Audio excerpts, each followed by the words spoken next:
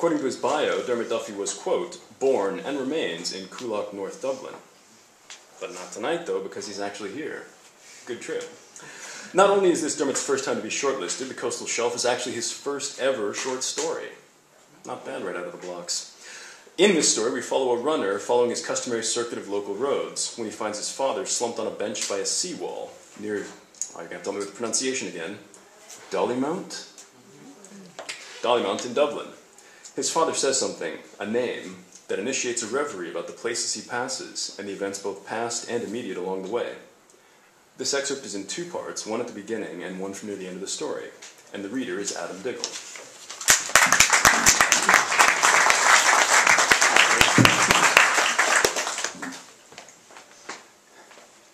I found you, where the seawall begins and the city ends. You were face down on a grassy verge, legs worrying the cycle lane, wildered under the gathering swarm of sandflies that jinked in the darkling Dollymount sky. The withering embers of the summer warmed your back. You were lost. You woke, startled when I lifted you, spiralling us both into a tango hideous enough to draw an audience before I could unload you onto a bench. You said his name. You stuck your jaundiced eye in mine and spoke his name and passed out again. A dreamy mumbling no less surprising than if God himself had just wriggled onto your lap and breathily intoned an oath to his own existence. Is he all right? Do you know him?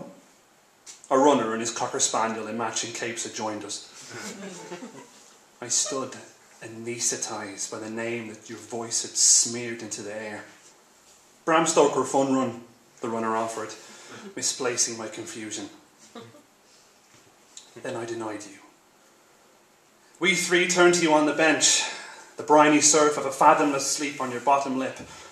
Loose grass lent half your face a comical verdant sheen, contrasting with your pale flaxen beard and pockmarked skin. You were a superhero fallen in hard times. You were a harmless monster. The runner scrutinised you and cocked an eyebrow at me. Are you sure you don't know where he lives? A sly breeze chilled a rivulet of sweat down my spine. I placed my headphones back in my ears and denied you again. Where to start? We shared the same face, the same shoulders. You were my father, but I did not know where you lived. Instead, I ran.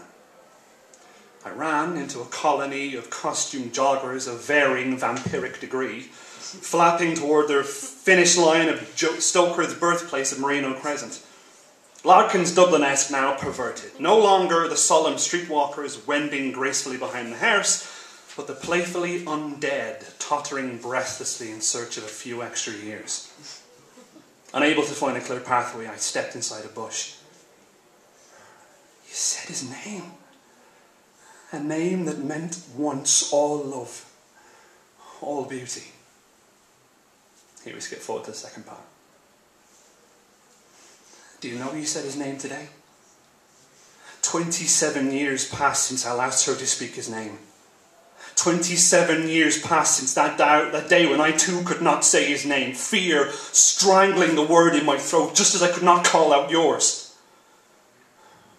You lifted him from the water, his head resting on that sodden bath mat, beseeching us with those blank, open eyes. My big brother. Only then could I speak, calling for my mother, begging for my mother. You thought I called on her to bear witness? I was just 5 years old. I believed she could fix him. They told me I could not be forgiven because there was nothing to forgive. No confessor I could find would bury me in the rosaries I craved. And you would not speak of him again to me. Today you said his name, and I ran.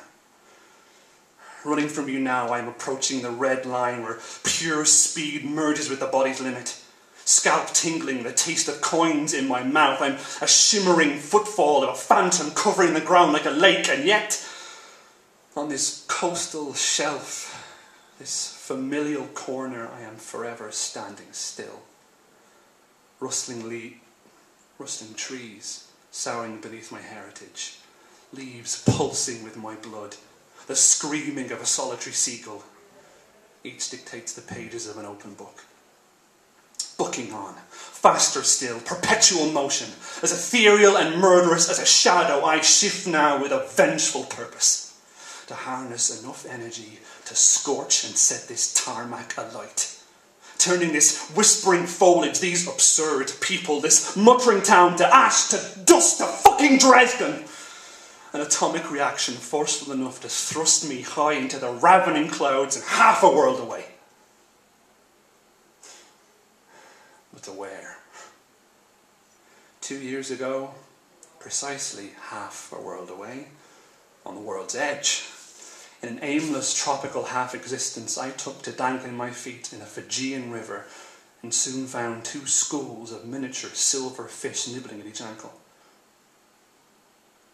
2 blinking, shining ovals, beseeching me anew from the other side of the world. They too spoke his name, these benevolent fish that took his form, those eyes and the outline of that tawny, raw, bone body on our bathroom mat. He had smiled as he ducked his head under the water. A new record. 1 minute. 2. 1 minute. 2. On the river's edge before I took off my clothes and lowered my bulk backward into the water. As my head breached the surface, I assumed my own divine being, granting self-absolution, and allowed my sins to dissipate into 1,000 tiny Pacific tributaries. Falling to the riverbed, I opened my eyes to find a new world among the scattering fauna, illuminated by brilliant shards of electric sunlight. 3 days later, I was back in Dublin, on a girl's doorstep, groping vainly for a moment long since past. In her eyes I saw the fondness of a memory, a connection intact. In them too I saw a past to which we were both now foreigners. As she spoke, I heard the murmur of the breaking waves and those 3 words. People move on. And they do.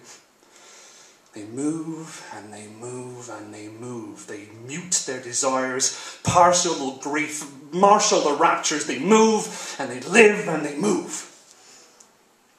As I move from you today, I glide of my own propulsion, fluent, breath in perfect alignment to heartbeat. A nimble August breeze nudges the back of my knees, places a supporting hand on the small of my back. It thaws the tension in my shoulders, straightens my gait, and whispers in my ear, "On your bike, son. On your bike, son."